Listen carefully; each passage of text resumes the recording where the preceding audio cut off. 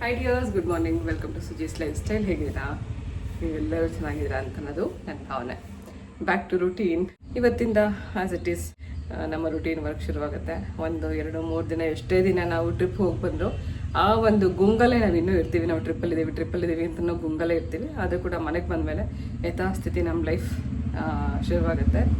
So suit case ಇನ್ನೂ ಅಲ್ಲೇ ಇರೋದಿನ್ನು open ಮಾಡಬೇಕು. ಅದರಲ್ಲಿರೋಂಥ ಸ್ವಲ್ಪ ನಾವು ಶಾಪಿಂಗ್ ಮಾಡಿದ್ವಿ. ಜಾಸ್ತಿ ಏನು ಶಾಪಿಂಗ್ ಮಾಡಿಲ್ಲ. ಅದೇನು ಶಾಪಿಂಗ್ ಮಾಡಿದ್ದೀನಿ ಅದನ್ನು ಹಾಲ್ ಶೇರ್ ಮಾಡಬೇಕು. ಅದಕ್ಕೋಸ್ಕರ ಸೂಟ್ ಕೇಸ್ ಇಲ್ಲೇ ಇಟ್ಕೊಂಡಿದ್ದೀನಿ.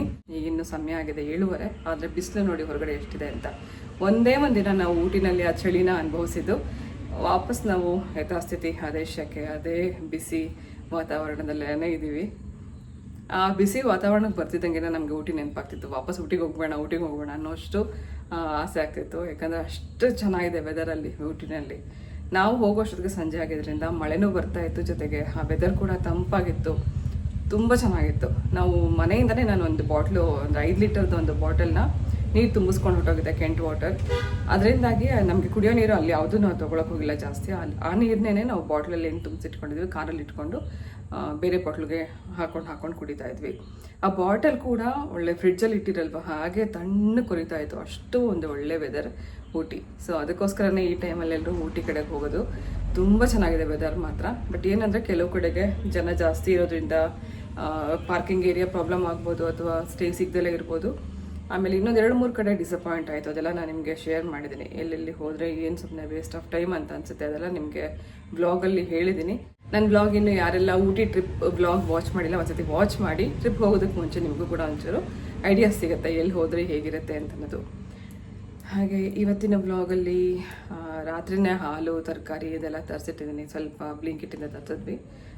ಎಮರ್ಜೆನ್ಸಿಗೆ ಬೇಕಾಗಿರೋಂಥ ಹಣ್ಣು, ಹಾಲು, ತರಕಾರಿ ಇವತ್ತಿಗೆ ಎಷ್ಟು ಬೇಕು ಅಷ್ಟು ಮಾತ್ರ. ಬೆಂಡೆಕಾಯಿ, ಮೆಣಸಿನ್ಕಾಯಿ, ಹಾಲು, ಬಾಳೆಹಣ್ಣು, ಸೌತೆಕಾಯಿ ಇಂಥದ್ದು ಮಾತ್ರ ತರಿಸಿದ್ದೀನಿ. ಸೊ ತಿಂಡಿ ಅಡುಗೆ ಮಾಡಬೇಕು. ತಿಂಡಿಗೆ ದೋಸೆ ಹಿಟ್ಟು ಕೂಡ ಸ್ವಲ್ಪ ಫ್ರಿಡ್ಜಲ್ಲಿ ಇಟ್ಬಿಟ್ಟು ಹೋಗಿದೆ. ಅದನ್ನೇ ಇವಾಗ ಬೆಳಗ್ಗೆ ತಿಂಡಿ ಮಾಡಿ ಮಧ್ಯಾಹ್ನಕ್ಕೆ ಸಿಂಪಲ್ಲಾಗಿ ಬೆಂಡೆಕಾಯಿ ಸಾರು, ಅನ್ನ. ಮಕ್ಕಳಿಗೆ ಈಗಾಗಲೇ ಹೊರಗಡೆ ಎಷ್ಟೇ ತಿಂದ್ರೂ ಮನೇಲಿ ಬಂದು ಒಂದು ಸ್ವಲ್ಪ ಸಾಂಬಾರು ಅನ್ನ ತಿಂದರೆ ಸಾಕು ಅಂತ ಅನ್ಸೋಂಗಾಗ್ಬಿಟ್ಟಿತ್ತು. ನಿನ್ನೆನೇ ಪ್ರಿಯ ಹೇಳ್ತಿಲ್ಲಮ್ಮ, ನಾಳೆ ಬೇಳೆ ಸಾರು ಮಾಡಿ ಅಮ್ಮ, ಬೇರೆ ಏನೂ ಮಾಡಬೇಡಿ ಅಂತ. ಸೊ ಹೊರಗಡೆ ನಾವೇನು ಜಾಸ್ತಿ ಎಕ್ಸ್ಪ್ಲೋರ್ ಮಾಡಲಿ ಅಥವಾ ಜಾಸ್ತಿ ಏನೂ ಹಾಳು ತಿನ್ನಲಿಲ್ಲ. ಆದರೂ ಕೂಡ ನಮಗೆ ಮನೆ ಊಟ ಒಂದು 2-3 ದಿನ ಆದಮೇಲೆ ಮನೆಯಿಂದ ಹೊರಗಡೆ ಹೋದ್ಮೇಲೆ ಮನೆ ಊಟ ಬೇಕು ಅಂತ ಅನ್ಸುತ್ತಲ್ಲ, ಹಾಗೇನೆ ಇವತ್ತು ಸಿಂಪಲಾಗಿ ಬರೀ ಬೇಳೆ ಸಾರು ಅಥವಾ ಬೆಂಡೆಕಾಯಿ ಸಾರು ಅನ್ನ ಮಾಡೋಣ ಅಂತ ಅಂದ್ಕೊಂಡಿದ್ದೀನಿ. ಬೆಳಗ್ಗೆ ತಿಂಡಿಗೆ ದೋಸೆ, ರಾತ್ರಿ ಮಾಮೂಲಿ ಚಪಾತಿ ನಮ್ಮದು ಇವತ್ತು. ಹಾಗೆ ಇವತ್ತಿನ ಬ್ಲಾಗಲ್ಲಿ ಏನೇನಾಗುತ್ತೆ ಅದನ್ನು ನಿಮ್ಮ ಜೊತೆಗೆ ಶೇರ್ ಮಾಡ್ತೀನಿ. ನಾವು ಪ್ರತಿಯೊಂದು ಕೂಡ ಎಕ್ಸ್ಪೆನ್ಸಸ್ನ ಕೂಡ ಲಿಸ್ಟ್ ಮಾಡ್ಕೊಂಡು ಹೋಗ್ತಾ ಇದ್ವಿ. ಒಂದ್ಸತಿ ಟ್ರಿಪ್ ಹೋದರೆ ಎಲ್ಲಿ ಜಾಸ್ತಿ ವೇಸ್ಟ್ ಅಂತಾಗುತ್ತೆ, ಎಲ್ಲಿ ನಮಗೆ ಖರ್ಚು ಕಮ್ಮಿ ಮಾಡ್ಬೋದು, ನೆಕ್ಸ್ಟ್ ಟ್ರಿಪ್ ಏನಾದ್ರು ಪ್ಲ್ಯಾನ್ ಮಾಡಿದ್ರೆ ಯಾವ ಥರ ನಾವು ನೆಕ್ಸ್ಟ್ ಪ್ಲ್ಯಾನಿಂಗ್ ಮಾಡಬೇಕು ಅಂತ ಅನ್ನೋದನ್ನು ಪ್ರತಿಯೊಂದು ನಾವು ಕ್ಯಾಲ್ಕುಲೇಟ್ ಮಾಡಿಕೊಂಡು ಮಾಡಬೇಕು ಅಂತನಕ್ಕೋಸ್ಕರ ನಾವು 10 ರೂಪಾಯಿ ಖರ್ಚು ಮಾಡಲಿ ಅಥವಾ 10 ರೂಪಾಯಿ ಟಿಪ್ಸ್ ಕೊಟ್ಟರು ಕೂಡ ಪ್ರತಿಯೊಂದು ನಾನು ಲೆಕ್ಕ ಇಡ್ತಾ ಇದ್ದೆ. ಈ ಸರ್ತಿ 3 ದಿನ ಟ್ರಿಪ್ಪಲ್ಲಿ ನಮ್ಗೆ ಎಷ್ಟು ಎಕ್ಸ್ಪೆನ್ಸಸ್ ಆಗಿದೆ ಅಂತಂದು ಕೂಡ ನಿಮಗೆ ಶೇರ್ ಮಾಡ್ತೀನಿ. ನಮ್ಮದೇ ಸ್ವಂತ ವೆಹಿಕಲಲ್ಲಿ ಹೋದರೆ ಎಷ್ಟಾಗುತ್ತೆ, ಹಾಗೆ ಸ್ಟೇ ನಾವು ಹುಡುಕಿ ಮಾಡಿದ್ರೆ ಎಷ್ಟಾಗುತ್ತೆ, ಅಥವಾ ಅಲ್ಲಿಗೆ ಹೋಗಿ ಸ್ಟೇ ಹುಡ್ಕೋಕೆ ಹೋದರೆ ಎಷ್ಟಾಗುತ್ತೆ, ಇದರದ್ದು ಪ್ರತಿಯೊಂದು ಡೀಟೇಲ್ ನಾನು ನಿಮಗೆ ಇವತ್ತು ಹೇಳಬೇಕು ಅಂತ ಅಂದ್ಕೊಂಡಿದ್ದೀನಿ. ಈ ಥರ ಹಾಲಿಡೇಸ್ ಟೈಮಲ್ಲಿ ಮಕ್ಕಳಿಗೆಲ್ಲ ತುಂಬ ಖುಷಿ ಆಗುತ್ತೆ ಈ ಥರ ಪ್ಲೇಸಸ್ಗೆಲ್ಲ ವಿಸಿಟ್ ಮಾಡಿದಾಗ. ಬನ್ನಿ ಇವತ್ತು ಫಸ್ಟು ಇದೆಲ್ಲ ಕೆಲಸ ಮುಗಿಸ್ತೀನಿ. ಮನೆ ಕೆಲಸ ಎಲ್ಲ ಬಟ್ಟೆ ಸುಮಾರು ಇದೆ ವಾಶ್ಗೆ ಹಾಕೋದು, ಅಲ್ಲಿಂದ ತೊಗೊಂಬಂದಿರೋ ಬಟ್ಟೆಗಳೆಲ್ಲ ಒಗಿಬೇಕು. ಹಾಗೆ ತಿಂಡಿ ಅಡುಗೆ ಇದೆಲ್ಲ ಆಗಬೇಕು. ಜೊತೆಗೆ ಬಿಸ್ನೆಸ್ ವರ್ಕ್ ಸ್ವಲ್ಪ 2-3 ದಿನ ಬ್ರೇಕ್ ಕೊಟ್ಟಿದ್ವಿ. ಇವತ್ತು ಮತ್ತೆ ಬಿಸ್ನೆಸ್ ವರ್ಕ್ ಎಲ್ಲ ಸ್ಟಾರ್ಟ್ ಮಾಡಬೇಕು. ಏನು ಖಾಲಿಯಾಗಿದೆ, ಏನಿದೆ, ಏನು ಮಾಡಬೇಕು ಅದನ್ನು ಕೂಡ ನೋಡಬೇಕು. ಹಾಗೆ ಇವತ್ತಿನ ರೂಟೀನ್ ಜೊತೆಗೆ ಇದನ್ನೆಲ್ಲ ನಿಮ್ಮ ಜೊತೆಗೆ ಶೇರ್ ಮಾಡ್ತಾ ಹೋಗ್ತೀನಿ.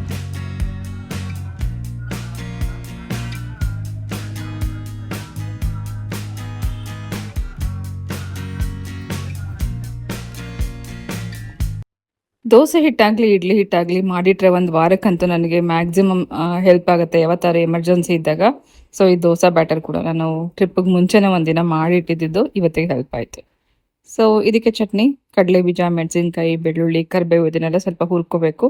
ಹುರ್ಕೊಂಡಿರೋವಂಥದ್ದನ್ನೆಲ್ಲ ಗ್ರೈಂಡ್ ಮಾಡ್ಕೊಳ್ಳುವಾಗ ಸ್ವಲ್ಪ ಇದಕ್ಕೆ ಡೆಸಿಕೇಟೆಡ್ ಕೋಕೋನಟ್ ಪೌಡರ್ ಹಾಕಿದ್ದೀನಿ, ಅಥವಾ ಹಸಿಕಾಯಿ ಹಾಕಿ ಸ್ವಲ್ಪ ನೀರು ಹಾಕಿ ಉಪ್ಪು ಸ್ವಲ್ಪ ಹುಣಸೆಹಣ್ಣೆಲ್ಲ ಹಾಕಿ ರುಬ್ಕೊಂಡ್ರೆ ಚಟ್ನಿ ರೆಡಿ ಆಯಿತು. ಸೊ ಎಮರ್ಜೆನ್ಸಿಗೆ ಅಂತ ಸ್ವಲ್ಪ ಚಪಾತಿ ಹಿಟ್ಟು ಅಥವಾ ದೋಸೆ ಹಿಟ್ಟು ಯಾವುದಾದ್ರು ಒಂದು ಫ್ರಿಡ್ಜಲ್ಲಿ ಇದ್ದೇ ಇರುತ್ತೆ. ಇವತ್ತು ಬೆಳಗ್ಗೆ ಬ್ರೇಕ್ಫಾಸ್ಟ್ಗೆ ದೋಸೆ ಮತ್ತು ಚಟ್ನಿ ಎರಡೂ ರೆಡಿ ಮಾಡಿದ್ದಾಯಿತು. ಊಟಿ ಟ್ರಿಪ್ ಹೋಗಿದ್ದಾಗ ಪ್ರತಿಯೊಂದು ವ್ಲಾಗಲ್ಲೂ ಮೇಜರ್ ಒಂದು ಕಮೆಂಟ್ ಬರ್ತಾ ಇದ್ದೀನಿ, ಏನಂತಂದರೆ ಯಜಮಾನ್ರನ್ನ ಯಾಕೆ ಕರ್ಕೊಂಡು ಹೋಗಿರಲಿಲ್ಲ ಅಂತ.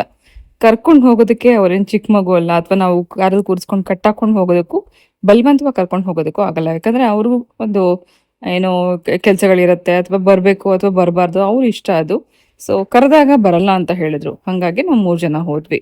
ಎಲ್ಲಿಗೆ ಹೋದ್ರು ಫ್ಯಾಮಿಲಿ ಹೋಗ್ಬೇಕು ಅಂತ ಅನ್ನೋ ಆಸೆ ಎಲ್ರಿಗೂ ಇರುತ್ತಲ್ಲ, ಆದ್ರೆ ಬರಲ್ಲ ಅಂತ ಅನ್ನೋರ್ನ ಬಲವಂತವಾಗಿ ಕರ್ಕೊಂಡು ಹೋಗೋದಕ್ಕೂ ನಮಗೂ ಆಗಲ್ಲ. ಸೊ ಹಾಗಾಗಿ ನಾವು 3 ಜನ ಹೋಗಿದ್ವಿ. ಇದರಲ್ಲಿ ನಾನು ಪ್ರೂವ್ ಮಾಡುವಂಥ ವಿಷಯ ಏನೂ ಇಲ್ಲ. ಆದರೂ ಕೂಡ ನಿಮ್ಮೆಲ್ಲರ ಸಮಾಧಾನಕ್ಕೆ ಊಟಿಗೆ ಹೋಗೋದಕ್ಕೆ ಮುಂಚೆನೇ ನಾವು ಅವ್ರನ್ನ ಕರೆದಾಗ ಅವ್ರು ಏನು ಹೇಳಿದ್ರು ಅಂತನ್ನೋದನ್ನ ನಾನು ವಿಡಿಯೋ ಮಾಡಿದ್ದೆ, ಬಟ್ ಅವತ್ತು ಹಾಕಿರಲಿಲ್ಲ. ಇವತ್ತು ಹಾಕ್ತಾ ಇದ್ದೀನಿ, ಒಂದ್ಸತಿ ನೋಡ್ಕೊಂಡು ಬನ್ನಿ. ಪಪ್ಪಂಗೆ ಹೋಗಿದ್ಯಾ? ಪಪ್ಪಂಗೆ ಕೇಳಿದೆ, ಹಿಂಗೆ ಬಿಸ್ನೆಸ್ದು ಇದ್ರ ಮೇಲೆ ಹೋಗ್ತಾ ಇದೀವಿ, ಬರ್ತೀರಾ, ಹಾಗೆ 2 days ಸ್ಟೇ ಆಗ್ತಾ ಇದೀವಿ, ಅದಕ್ಕೆ ಬರ್ತೀರಾ ಅಂತ ಕೇಳಿದೆ. ಈ ಪ್ರಾಬ್ಲಮ್ ಆಗುತ್ತೆ ಅಂದರು. ಬಟ್ ನಾನು ಹೇಳಿದೆ ಹೆಂಗು, ಯಾಕೆ ಫ್ಯಾಮಿಲಿ ಫುಲ್ ಇರ್ತೀವಲ್ಲ, ಸೊ ಏನು ವರಿ ಇಲ್ಲ, ಕಾರಲ್ಲಲ್ವಾ ಹೋಗೋದು ಹೇಗೂ ಅಂತ ಅಂದೆ. ಬಟ್ ಇಟ್ಸ್ ಓಕೆ, ಕಂಫರ್ಟಬಲ್ ಇರಲ್ಲ ಅಂತ ಹೇಳ್ತು. ಆಯ್ತಾ? ಸರಿ ಬಾ, 1 hour ಅಲ್ಲಿ ಸಿಗುತ್ತಾ? ಓಕೆ.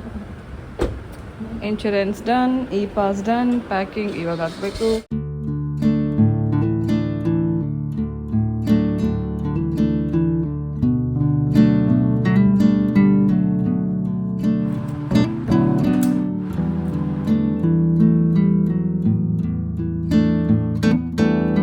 ಸಾಮಾನ್ಯವಾಗಿ ಬೆಂಡೆಕಾಯಿ ಸಾಂಬಾರು ಅಂತಂದರೆ ಬೆಂಡೆಕಾಯಿ ಹುರಿದು ಅದಕ್ಕೆ ಬೇಳೆ ಬೇಯಿಸಿ ಅದಕ್ಕೆ ರುಬ್ಬಿ ಸಾಂಬಾರು ಮಾಡ್ತೀನಿ. ಆದರೆ ಇವಾಗ ಸ್ವಲ್ಪ ಡಿಫ್ರೆಂಟಾಗಿ ಬೇಳೆನೇ ಹಾಕ್ತೆ ಸಾಂಬಾರು ಮಾಡ್ತಾ ಇದ್ದೀನಿ. ಫಸ್ಟ್ ಬೆಂಡೆಕಾಯಿನ ಚೆನ್ನಾಗಿ ತೊಳೆದು ಒರೆಸಿ ಕಟ್ ಮಾಡಿ ಸ್ವಲ್ಪ ಎಣ್ಣೆ ಹಾಕಿ ಹುರ್ಕೋಬೇಕು. ಆಮೇಲೆ ಇವತ್ತು ಇನ್ನೊಂದು ಏನಂತಂದರೆ, ಒಂದು ಏನು ಪೌಡರ್ ಆರ್ಡರ್ ಕಳಿಸೋದಿತ್ತು. ಇಮ್ಮಿಡಿಯೇಟಾಗಿ ಅವ್ರಿಗೆ ಒಂದಷ್ಟು ಸ್ನ್ಯಾಕ್ಸ್ ಬೇಕಾಗಿತ್ತು. ಅಟ್ ದ ಸೇಮ್ ಟೈಮ್ ಈ ಕಡೆ ಸಾಂಬಾರು ಮಾಡ್ತಾನೆ ಸ್ನ್ಯಾಕ್ಸ್ ಕೂಡ ರೆಡಿ ಮಾಡ್ತಾ ಇದ್ದೀನಿ. ಸೊ ಕಜ್ಜಾಯ ಮತ್ತು ನಿಪ್ಪಟ್ಟು ಈ ಥರದ್ದೆಲ್ಲ ಕೇಳಿದರು. ಸೊ ಇವಾಗ ಮನೇಲಿ ನಾನು ಕೆಲವು ಸ್ನ್ಯಾಕ್ಸ್ ಆರ್ಡರ್ಸ್ ಕೂಡ ತಗೋತಾ ಇದ್ದೀನಿ. ಅದು ನಿಮಗೂ ಗೊತ್ತಿದೆ ಅಂತ ಅನ್ಸುತ್ತೆ. ಗೊತ್ತಿಲ್ಲ ಅಂತಂದರೆ ಈಗಾಗಲೇ ಇನ್ಸ್ಟಾಗ್ರಾಮಲ್ಲಿ ನಾನು ಪ್ರತಿದಿನ ಏನೇನು ಮಾಡ್ತಿದ್ದೀನಿ ಅದನ್ನು ವೀಡಿಯೋ ಹಾಕ್ತಿರ್ತೀನಿ. ಇನ್ಸ್ಟಾಗ್ರಾಮ್ನ ಫಾಲೋ ಮಾಡ್ತಾ ಇರಿ. ಇನ್ಸ್ಟಾಗ್ರಾಮ್ ಪೇಜ್ದು ಹೆಸರನ್ನ ನಾನು ಡಿಸ್ಕ್ರಿಪ್ಷನ್ ಬಾಕ್ಸಲ್ಲಿ ಹಾಕಿರ್ತೀನಿ. ಬೆಂಡೆಕಾಯಿ ಚೆನ್ನಾಗಿ ಹುರ್ಕೊಂಡು ರುಬ್ಕೊಳ್ಳೋದಕ್ಕೋಸ್ಕರ ಈರುಳ್ಳಿ, ಟೊಮೆಟೊ, ತೆಂಗಿನಕಾಯಿ ಹಾಗೆ ಹುಣಸೆಹಣ್ಣು ಬದಲಾಗಿ ಇವತ್ತು ಕೋಕಮ್ ಹಾಗೆ ಸಾಂಬಾರು ಪುಡಿ ಹಾಕಿ ಗ್ರೈಂಡ್ ಮಾಡ್ಕೊತಾ ಇದ್ದೀನಿ. ಸಾಂಬಾರು ಪುಡಿ ನಾವು ಎಷ್ಟು ಸಾಂಬಾರು ಮಾಡ್ತಿದ್ವಿ ಅದಕ್ಕೆ ತಕ್ಕಷ್ಟು ಹಾಕ್ಕೋಬೋದು. ನಾನು 2 ಟೈಮ್ ಮಾಡ್ತಿರೋದ್ರಿಂದ 2 ರಿಂದ 3 ಸ್ಪೂನ್ ಸಾಂಬಾರು ಪುಡಿ ಇದಕ್ಕೆ ಹಾಕೋಬೋದು. ಇದೇ ಸೇಮ್ ಸಾಂಬಾರಿಗೆ ರಾತ್ರಿ ನಾನು ಚಪಾತಿ ಮಾಡ್ತೀನಿ. ಸೊ ಮಧ್ಯಾಹ್ನ ಇದು ಸಾಂಬಾರೇನು ರೈಸ್ಗೂ ಆಗುತ್ತೆ, ಇದೇ ಸಾಂಬಾರು ರಾತ್ರಿ ಚಪಾತಿಗೂ ಆಗುತ್ತೆ. ಈ ಥರ ಮಾಡ್ಕೋಬೋದು. ಬೇಳೆ ಬೇಯಿಸ್ಬಿಟ್ಟೆ ಹಾಕಬೇಕು ಅಂತ ಏನಿಲ್ಲ, ಬೇಳೆ ಹಾಕ್ದೇನು ಈ ರೀತಿ ನೀವು ಸಿಂಪಲ್ ಆ್ಯಂಡ್ ಈಸಿಯಾಗಿ ಏನು ಬೆಂಡೆಕಾಯಿ ಹುಳಿ ಮಾಡ್ಕೋಬೋದು. ರುಬ್ಬಿರೋಂಥ ಖಾರ, ಸ್ವಲ್ಪ ನೀರು, ಉಪ್ಪು ಇದೆಲ್ಲ ಹಾಕಿ ಬೆಂಡೆಕಾಯಿ ಚೆನ್ನಾಗಿ ಸಾರಲ್ಲಿ ಏನು ಬೇಯೋದಕ್ಕೆ ಬಿಟ್ಬಿಡ್ಬೇಕು. ಚೆನ್ನಾಗಿ ಅದು ಬೆಂದ ಮೇಲೆ ಲಾಸ್ಟಲ್ಲಿ ಈರುಳ್ಳಿ, ಕರಿಬೇವು, ಸಾಸಿವೆ ಒಗ್ಗರಣೆ ಮಾಡಿಕೊಂಡ್ರೆ ಬೆಂಡೆಕಾಯಿ ಸಾರು ರೆಡಿ ಆಯಿತು.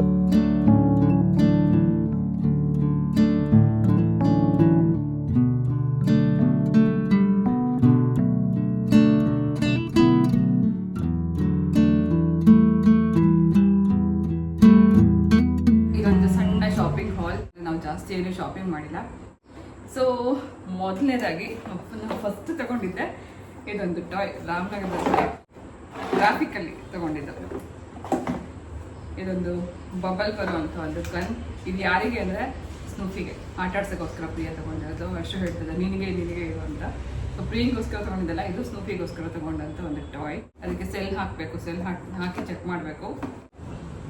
ಆ ನಂತರ ಹೋಗ್ಬೇಕಾದ್ರೆ ನಮಗೆ ಪ್ಯೂರ್ ಹನಿ ಜೇನುತುಪ್ಪ ಇನ್ನು ರೋಡ್ ಸೈಡಲ್ಲಿ ಮಾಡ್ತಾಯಿದ್ರು. ತಮಿಳ್ನಾಡು ಎಂಟರ್ ಆದಾಗ ಕಾಡು ಜೇನುತುಪ್ಪ ಅಂತ ಏನು ಹೇಳ್ತಾರಲ್ಲ, ಆ ಥರದ ಒಂದು ಜೇನುತುಪ್ಪದ ಬಾಟ್ಲ್ ನಾನು ತಗೊಂಡೆ. ಇದರಲ್ಲಿ 2 ರೀತಿ ಇದೆ, ಒಂದು ದಪ್ಪ ಜೇನು, ಇನ್ನೊಂದು ಸಣ್ಣ ಜೇನು ಅಂತ ಹೇಳಿ 2 ರೀತಿ ಜೇನುತುಪ್ಪದ ಬಾಟ್ಲು ಅವ್ರು ಮಾರ್ತಾಯಿದ್ರು. 2 ಕೂಡ ಟೇಸ್ಟ್ ಮಾಡಿದಾಗ ನಮಗೆ ತುಂಬ ಇಷ್ಟ ಆಗಿತ್ತು. ಇದು ಸಣ್ಣ ಜೇನಿಂದು ಹನಿ ತಗೊಂಡ್ವಿ. ಇದು ಒಂದು ಬಾಟಲು 600 ರೂಪಾಯಿ ಆಯಿತು. ಟೇಸ್ಟ್ ಮಾಡಿದ್ವಿ, ತುಂಬ ಚೆನ್ನಾಗಿದೆ ಅಂತ ಅನಿಸ್ತು. ಹಾಗೆ ತುಂಬ ಸ್ಟ್ರಾಂಗ್ ಇದೆ. ಅವ್ರು ಹೇಳ್ತಾ ಇದ್ದಾರೆ ಒಂದ್ಸತಿ ಕುದಿಸ್ಬಿಟ್ಟು ಶೋಧಿಸಿ ಅಂತ. ಬಟ್ ಆಯುರ್ವೇದಿಕಲ್ಲಿ ಹೇಳ್ತಾರೆ ಇದನ್ನು ಬಿಸಿ ಮಾಡಬಾರ್ದು ಅಂತ. ಬಟ್ ಅವ್ರು ಹೇಳ್ತಿದ್ದ ಜೇನು ಹಿಡಿಯೋರು ಹೇಳ್ತಾ ಇದ್ದು ಸಣ್ಣ ಮುಳ್ಳಿರುತ್ತೆ, ನೀವು ಕುಡಿಬೇಕಾದ್ರೆ ಕಷ್ಟ ಆಗ್ಬೋದು, ಅದಕ್ಕೋಸ್ಕರ ಇದನ್ನ ಒಂದ್ಸತಿ ಬಿಸಿ ಮಾಡಿದಾಗ ಅದು ಸ್ವಲ್ಪ ಲಿಕ್ವಿಡಿ ಆಗುತ್ತೆ. ಆಮೇಲೆ ಅದನ್ನು ಶೋಧಿಸಿ ಒಂದು ಬಾಟ್ಲಲ್ಲಿ ಹಾಕಿಟ್ಕೊಂಡು ನೀವು ಬೇಕಂದಾಗ ಕುಡಿಬೋದು ಅಥವಾ ಇದನ್ನ ಉಪಯೋಗಿಸ್ಕೋಬೋದು ಅಂತ ಹೇಳಿದ್ರು. ನೋಡೋಣ, ಇದನ್ನು ಶೋಧಿಸೋಕ್ಕೆ ಟ್ರೈ ಮಾಡ್ತೀನಿ. ಸೊ ಹಾಗೆ ನೀರಿಗೂ ಕೂಡ ಹಾಕಿ ತೋರಿಸಿದ್ರು ಅವರು, ಇದು ಕರಗತ್ತಾ ಇಲ್ವಾ, ಪ್ಯೂರ್ ಇದೆಯಾ ಇಲ್ವಾ ಅಂತ ಹೇಳಿ ತೋರಿಸಿದ್ರು. ಹಾಂ, ಮಿಕ್ಸ್ ಆದರೆ ಅದು ಏನು ಕಲಬೆರಕೆ ಅಂತ ಅಥವಾ ಬೆಲ್ಲ ಇದೆಲ್ಲ ಹಾಕಿರ್ತಾರೆ ಅಂತ. ಇದು ಮಿಕ್ಸ್ ಆಗಲಿಲ್ಲ, ಹಂಗೋಸ್ಕರ ಇದು ಪ್ಯೂರ್ ಅಂತ ಅನಿಸ್ತು. ಹಾಗಾಗಿ ಇದನ್ನು ತೊಗೊಂಬಂದ್ವಿ. ಊಟಿ ಅಂತಂದ್ರೆ ಸ್ಪೆಷಲ್ ಏನಕ್ಕೆ ಅಂದರೆ ಒಂದು ಟೀಗೆ, ಇನ್ನೊಂದು ಚಾಕ್ಲೇಟ್ಗೆ. ಹೋಮ್ ಮೇಡ್ ಚಾಕ್ಲೇಟ್ ಅಂತ ತುಂಬ ಮಾಡ್ತಾರೆ. ಚಾಕ್ಲೇಟ್ ಮತ್ತು ಟೀ, ವೆರೈಟಿ ಟೀ ನಿಮಗೆ ಸಿಗುತ್ತೆ. ನಾವು ಹೋಗಿದ್ದು ಫಸ್ಟ್ ಶಾಪ್ ಹೋಗಿದ್ದು ಯಾವುದಾದ್ರೆ ಮಾಡಿಸ್ ಚಾಕ್ಲೇಟ್ ಶಾಪ್ಗೆ. ಆ ಚಾಕ್ಲೇಟ್ ಶಾಪಲ್ಲಿ ವೆರೈಟಿ ಚಾಕ್ಲೇಟ್ಸ್ ಇದೆ.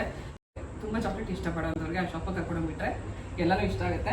ಸೊ ಪ್ರಿಯಂಗೆ ತುಂಬ ಇಷ್ಟ ಆಗಿದ್ದು ಡಿಪ್ ಅಂಡ್ ಸಿಪ್ ಅಂತ ಅನ್ನೋ ಒಂದು ಚಾಕ್ಲೇಟ್ ತಗೊಂಡೇಳೆ. ನಮ್ಗೆ ಅಲ್ಲಿ ಕುದ್ದಿದ್ದು ಏನಂತಂದರೆ ಹಾಟ್ ಚಾಕ್ಲೇಟ್. ನಂಗಂತೂ ತುಂಬ ತುಂಬ ಇಷ್ಟ ಆಗುತ್ತೆ. ಸಂಜೆವರೆಗೂ ಆ ಟೇಸ್ಟ್ ಹಂಗೆ ಇತ್ತು, ಅಷ್ಟು ಚೆನ್ನಾಗಿತ್ತು. ಅದಕ್ಕೋಸ್ಕರ ನಾನು ಮನೆಗೆ ಅಂತಲೇ ಒಂದು ಡ್ರಿಂಕಿಂಗ್ ಚಾಕ್ಲೇಟ್ ಪೌಡರ್ ತೊಗೊಂಡ್ಬಂದಿದ್ದೀನಿ. ಇದು ಹಾಟ್ ಚಾಕ್ಲೇಟ್ ಮಾಡಿಕೊಂಡು ಕುಡಿಯುವಂಥ ಒಂದು ಪೌಡರ್. ವಿಂಟರಲ್ಲಂತೂ ಹಾಟ್ ಚಾಕ್ಲೇಟ್ ಎಲ್ಲರಿಗೂ ಇಷ್ಟ ಆಗುತ್ತೆ. ನಮ್ಮ ಮನೇಲಿ ಎಲ್ಲರಿಗೂ ಇಷ್ಟ, ಹಾಗಾಗಿ ನಾನೊಂದು ಪ್ಯಾಕೆಟ್ ತೊಗೊಂಬಂದೆ. ಹಾಟ್ ಚಾಕ್ಲೇಟ್ ಪೌಡರ್ನ ಉಪಯೋಗಿಸ್ಕೊಂಡು ಹೆಂಗೆ ಹಾಟ್ ಚಾಕ್ಲೇಟ್ ಮಾಡ್ಕೋಬೋದು ಅಂತ ಅಲ್ಲೇ ಓನರ್ ಕೂಡ ಎಕ್ಸ್ಪ್ಲೈನ್ ಮಾಡ್ತಾಯಿದ್ರು. ಸೊ ನಾನು ನಿಮಗೆ ತೋರಿಸ್ತೀನಿ ಈ ರೆಸಿಪಿ. ಇದನ್ನು ಮಾಡಿದಾಗ ಒಂದು ಪ್ಯಾಕೆಟ್ ಅಷ್ಟು ಡ್ರಿಂಕಿಂಗ್ ಚಾಕ್ಲೇಟ್ ನಾನು ಇದನ್ನು ತೊಗೊಂಬಂದಿದ್ದೀನಿ. ಮೆಲ್ಟ್ ಆಗೋಗಿದೆ. ಹಾಂ, ನಾವು ಬರುವಾಗ ಅಷ್ಟೇ ಶಕೆ ಇತ್ತಲ್ಲ. ಸೊ ಚಾಕ್ಲೇಟ್ಸ್ ತೊಗೊಂಬಂದ್ವಿ, ಸ್ವಲ್ಪ ಮಾತ್ರ ತೊಗೊಂಬಂದಿರೋದು. ಇನ್ನೂ ಬೇಕು ಅಂತ ಮಕ್ಳು ಇಷ್ಟಪಡ್ತಿದ್ರು. ಬಟ್ ತೊಗೊಂಡಾಗ ಟೇಸ್ಟ್ ಮಾಡಿರಲಿಲ್ಲ. ಕಾರಲ್ಲಿ ಬರ್ಬೇಕಾದ್ರೆ ಒಂದೆರಡು ಪೀಸ್ ಟೇಸ್ಟ್ ಮಾಡಿದಾಗ ಪ್ರಿಯಂಗೆ ತುಂಬ ಇಷ್ಟ ಆಯಿತು. ಮತ್ತೆ ವಾಪಸ್ ಹೋಗಿ ತಗೋಬೇಕು ಅಂತಿದ್ದು. ಹಾಗೆ ಹಚ್ಚಿದ ಕೂಡ ಅಲ್ಲೇ ತೊಗೊಂಡು ಅಲ್ಲೇ ತಿನ್ಬಿಟ್ಟು 100 ಗ್ರಾಮ್ ಅಷ್ಟು ಚಾಕ್ಲೇಟ್. ಅದೇ ಅದು ಇದಲ್ಲ, ನಿನ್ನ ಬ್ಯಾಗಲ್ಲಿ ಇಟ್ಕೊಂಡಿದ್ದಲ್ಲ ಅದು. ಅದೇ ಅದು ಇದೇನಾ ನಾನು ಫಾರ್ ಎವರ್ ಚಾಕ್ಲೇಟ್ಸ್. ಇದು ರೋಸ್ಟೆಡ್ ಆಲ್ಮಂಡ್ ಚಾಕ್ಲೇಟ್. ಎಲ್ಲ ಮೆಲ್ಟ್ ಆಗಿದೆ, ಫ್ರಿಡ್ಜಲ್ಲಿ ಇಡಬೇಕು, ಬಿಸಿಗೆಲ್ಲ ಮೆಲ್ಟ್ ಆಗಿದೆ. ಹಾಗೆ ಇದು ತಿನ್ನಕ್ಕೆ ಅಂತ ತೊಗೊಂಡಿರೋ ಹುಡುಗರು ಸ್ವಲ್ಪ ಟೇಸ್ಟ್ ಮಾಡಿ ಹಂಗೆ ಇಟ್ಟಿದ್ದಾರೆ. ನಾನು ಅವಾಗಲೇ ಹೇಳ್ದಂಗೆ ಊಟಿ ಅಂತಂದರೆ ಟೀಗೆ ಫೇಮಸ್. ಸೊ ಸ್ಪೆಷಲ್ ಟೀ, ಇದು ಫೈನ್ ಪೌಡರ್ ಬರುತ್ತಲ್ಲ ಆ ಥರದೊಂದು ಸ್ಪೆಷಲ್ ಟೀ ಪೌಡರ್ ತೊಗೊಂಡಿದ್ದೀನಿ, 1/2 kg ಅಷ್ಟು. ಸೊ ನಮಗೆ ಟೀ ಫ್ಯಾಕ್ಟ್ರಿಗೆ ಹೋದಾಗ ಟೀನ ಟೇಸ್ಟ್ ಮಾಡಕ್ಕೆ ಕೊಟ್ಟಿದ್ರು, ವೆರೈಟಿ ಟೀ ಹೆಂಗಿರುತ್ತೆ ಅಂತ. ಒಂದೊಂದ್ರದ್ದು ಒಂದೊಂದು ಡಿಫ್ರೆಂಟ್ ಟೇಸ್ಟ್ ಇರುತ್ತೆ. ಮುಖ್ಯವಾಗಿ ಇನ್ನೊಂದು ಏನಂತಂದರೆ, ಒಂದು ವೈಟ್ ಟೀ ಪೌಡರ್ ಅಂತ ಸಿಗುತ್ತಲ್ಲ, ಅದು 15,000 per kg. ನಮಗಂತೂ ಶಾಕ್ ಆಗೋಯ್ತು ಅದನ್ನು ಕೇಳ್ತಿಲ್ಲ ತಕ್ಷಣವೇ. ಅಂದರೆ ಅದರಲ್ಲಿ ಎಷ್ಟೋ ಕಾಯಿಲೆಗಳಿಗೆ ಒಂದು ರೀತಿ ಅದನ್ನು ಟೀ ಕುಡಿಯೋದ್ರಿಂದ ಅದರಿಂದ ಕ್ಯೂರ್ ಆಗುತ್ತೆ ಅಂತ ಕೇಳಿ ನನಗಂತೂ ತುಂಬ ಆಶ್ಚರ್ಯ ಆಯಿತು. ಶುಗರ್ BP ಇರೋರು ಪ್ರತಿಯೊಬ್ಬರಿಗೂ ವೈಟ್ ಟೀ ತುಂಬ ಒಳ್ಳೆಯದು ಅಂತ ಹೇಳ್ತಾರೆ. ನಮಗೆಲ್ಲೂ ಹೊರಗಡೆ ಎಲ್ಲೂ ಸಿಗಲ್ಲ ವೈಟ್ ಟೀ ಅಂತ ಅನ್ನೋದು. ಬಟ್ ನೀವು ಗೂಗಲ್ ಮಾಡಿ ನೋಡ್ಬೋದು ವೈಟ್ ಟೀ ಎಷ್ಟು ಬೆನಿಫಿಟ್ಸ್ ಇದೆ ಅಂತ ಅನ್ನೋದನ್ನ. ಸೊ ಅಲ್ಲಿ ಅವ್ರು ಹೇಳಿದ್ದು 15,000 per kg. ನೀವು ಒಂದು ಸತಿ ಒಂದು 100 ಗ್ರಾಮ್ ತೊಗೊಂಡು ಹೋದರೆ ಒಂದು ಸತಿ ನೀವು ಪೌಡರ್ ಹಾಕಿ ಅದನ್ನು 3 to 4 times ಮತ್ತೆ ನೀವು ಟೀ ಮಾಡ್ಕೊಂಡು ಕುಡಿಬೋದು ಅಂತ ಹೇಳಿದರು. ಸೊ ಯೂಶಲಿ ನಾವೇನು ಮಾಡ್ತೀವಿ, 1 ಸ್ಪೂನ್ ಹಾಕಿ ಟೀ ಮಾಡ್ಕೊಂಡು ಕುಡಿದು ಬಿಸಾಕ್ಬಿಡ್ತೀವಿ. ಆದರೆ ಆ ವೈಟ್ ಟೀ ಪೌಡರ್ನ ಬ್ಯಾಕ್ ಟು ಬ್ಯಾಕ್ ನಾವು ಒಂದು 3 to 4 times ಒಂದು ಸತಿ ಉಪಯೋಗಿಸ್ಬೋದು. 1 ಸ್ಪೂನ್ ಟೀ ಪೌಡರ್ ಅಂದರೆ 3-4 ಸತಿ ಟೀ ಮಾಡ್ಕೊಂಡು ಕುಡಿಬೋದು. ಸೊ ಏನು ಹಾಕ್ಕೊಳ್ದೆ ಬರೀ ಬಿಸಿನೀರಿಗೆ ಹಾಕಿ ಕುದಿಸ್ಬಿಟ್ಟು ಕುಡಿಯುವಂಥ ವೈಟ್ ಟೀ ಪೌಡರ್ ತುಂಬ ಬೆನಿಫಿಟ್ಸ್ ಇದೆ ಅಂತ ಹೇಳ್ತಾ ಇದ್ರು. ಬಟ್ ನಾನು ತೊಗೊಂಬಂದಿರೋದಿಲ್ಲಿ ಸ್ಪೆಷಲ್ ಟೀ ಅಂತ. ಸೊ ಇದು ಕಾಮನ್ ಆಗಿ ಡೈಲಿ ನಾವು ಟೀ ಮಾಡ್ಕೊಂಡು ಕುಡಿಯೋಕ್ಕೆ ಬೇಕಾಗಿರುವಂಥ ಟೀ ಪೌಡರ್ ಅಂತ. ಎಲ್ಲೇ ಹೋದರೂ ಅದು ಗುರ್ತಿಗೂ ಇರಲಿ ಅಂತ ಅನ್ನೋಕ್ಕೋಸ್ಕರ ಒಂದು ಸುವೆನಿರ್ ತೊಗೊಂಬರ್ತೀವಿ. ಮೊನ್ನೆ ಮೈಸೂರಿಗೆ ಹೋಗಿದ್ಲು ಪ್ರಿಯಾ, ಮೈಸೂರಿಂದ ನಾವು ಒಂದು ಸುವೆನಿರ್ ತೊಗೊಂಬಂದಿದ್ದಾಳೆ. ಸೊ ಎಲ್ಲಿಗೆ ಹೋದರೂ ಒಂದು ಸುವೆನಿರ್ ತರಬೇಕು ಅಂತ ಅನ್ನೋ ಒಂದು ದೃಷ್ಟಿಯಿಂದ ನಾವು ಈ ಸುವೆನಿರ್ ತೊಗೊಂಬಂದ್ವಿ. ಇದು ಟೀ ಕಪ್ ಇದು ಡಿಸೈನಲ್ಲಿದೆ. ಹಾಗೆ ಇದರಲ್ಲಿ ಟೀ ಎಸ್ಟೇಟ್ದು ಪಿಕ್ಚರ್ ಇದೆ. ಹಾಗೆ ಅಲ್ಲಿ ಎಲ್ಲ ಲೇಡೀಸ್ ಟೀ ಲೀಫ್ನ ಕೀಳ್ತಾ ಇರೋ ಹಾಗೆ ಪಿಕ್ಚರ್ ಇದೆ. ತುಂಬ ಚೆನ್ನಾಗಿದೆ. ಬಟ್ ನಾವು ಬೇರೆ ಕಡೆ ಶಾಪಲ್ಲೆಲ್ಲ ನೋಡಿದಾಗ ಬ್ಯಾಂಗ್ಳೂರ್ದೇ ಜಾಸ್ತಿ ಅಲ್ಲಿ ಸುವೆನೀರ್ ಇತ್ತು. ಅದು ಯಾಕೆ ಅಲ್ಲಿ ಬೆಂಗಳೂರ್ದು ಸುವೆನೀರ್ ಇಟ್ಟಿದ್ರೋ ನಂಗೆ ಗೊತ್ತಿಲ್ಲ. ಬಟ್ ನಮಗೆ ಬೇಕಾಗಿದ್ದು ಊಟಿಗೆ ರಿಲೇಟೆಡ್ ಆಗಿರೋದು ಏನಾದರೂ ಒಂದು ಸುವೆನೀರ್ ತರಬೇಕು ಅಂತ ಅನ್ನಿಸ್ತು. ಹಾಗಾಗಿ ಒಂದು ಟೀ ಕಪ್ ಡಿಸೈನಲ್ಲಿರುವಂಥ ಸುವೆನೀರ್ ತಂದಿದ್ದೀವಿ. ಇದು ಫ್ರಿಡ್ಜ್ ಮ್ಯಾಗ್ನೆಟ್. ಇದು ಎಲ್ಲ ಮೆಲ್ಟ್. ಓ ಗಾಡ್, ಬಿಸಿಗೆ ಚಾಕ್ಲೇಟ್ ಎಲ್ಲ ಮೆಲ್ಟ್ ಆಗೋಗಿದೆ. ಅವ್ರು ಕೊಟ್ಟಾಗ ಹೇಗಿತ್ತು, ಇವಾಗ ಪೇಸ್ಟ್ ಆಗೋಗಿದೆ. ಗಟ್ಟಿ ಮಾಡಿಬಿಟ್ಟು ಅದನ್ನ ನಾವೇ ಕ್ಯೂಬ್ಸ್ ಕಟ್ ಮಾಡಿ. ಆ್ಯಕ್ಚುಲಿ ಇದು ನಾವು ತೊಗೊಂಡಾಗ ಕ್ಯೂಬ್ಸ್ ಥರ ಇತ್ತು, ಚಾಕ್ಲೇಟ್ ಕ್ಯೂಬ್ಸ್ ಥರ ಇತ್ತು.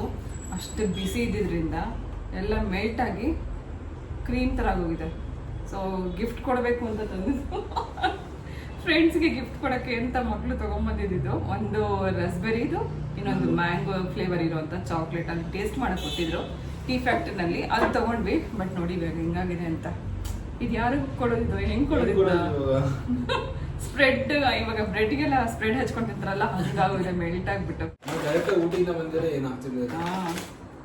ಅಷ್ಟೇ ಟೆಂಪ್ರೇಚರ್ ಇತ್ತಲ್ಲ ಎಲ್ಲ ಕಡೆ. ಆಮೇಲೆ ಅಲ್ಲೇ ಟೀ ಫ್ಯಾಕ್ಟ್ರಿನಲ್ಲೇ ನಾನು ಇದು ಬೇರೆ ಕಡೆ ತೊಗೊಂಡೆ, ಮಸಾಲ ಟೀನ ಬೇರೆ ಕಡೆ ತೊಗೊಂಡಿದ್ದು. ಟೀ ಫ್ಯಾಕ್ಟ್ರಿಗೆ ಹೋದಾಗ ಟೀ ಟೇಸ್ಟ್ ಮಾಡಿದಾಗ ಅಲ್ಲಿ ಬೇರೆ ಥರ ಮಸಾಲ ಟೀ ಇತ್ತು. ಅದು ತುಂಬ ಚೆನ್ನಾಗಿತ್ತು. ಒಂಥರ ಮೈಲ್ಡಾಗಿ ಫಸ್ಟ್ ಟೀ ಟೇಸ್ಟ್ ಮಾಡಿದಾಗ ನಮ್ಗೆ ತುಂಬ ಇಷ್ಟ ಆಯಿತು.